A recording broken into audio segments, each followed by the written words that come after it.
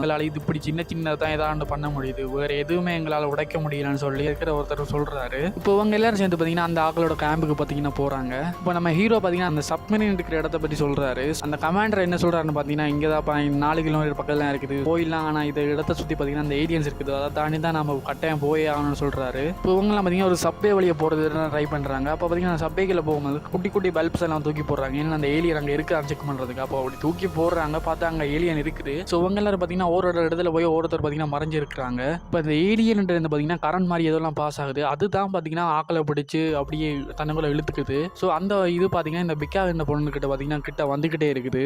அந்த பென் என்ன பண்ணுறது பார்த்தீங்கன்னா பிக்காவை காப்பாற்றுறன்னு போய் பார்த்தீங்கன்னா அந்த பென் பாய் பார்த்தீங்கன்னா செத்து போயிடுறான் அதுலேயே. இப்போ எல்லாரும் பார்த்தீங்கன்னா ஒரு வழியாக தப்பிச்சு பார்த்தீங்கன்னா அங்கே வந்துடுறாங்க. அங்கே பார்த்தீங்கன்னா ஆறு ஒன்று போய்கிட்டு இருக்கு. அந்த ஆறில் பார்த்தீங்கன்னா ஒரு கப்பல் ஒன்று இருக்குது, அதை எல்லாத்தையும் இவங்க பார்க்குறாங்க. இப்போ இவங்கெல்லாம் சேர்ந்து பார்த்தீங்கன்னா அந்த போட்டில் ஏறி பார்த்தீங்கன்னா அந்த போட் போகிற வாட்டுக்கு இவங்களும் போய்கிட்டு இருக்காங்க. இப்போ அந்த போட் பார்த்தீங்கன்னா ஒரு இடத்துல ஸ்டக் ஆகி அப்படியே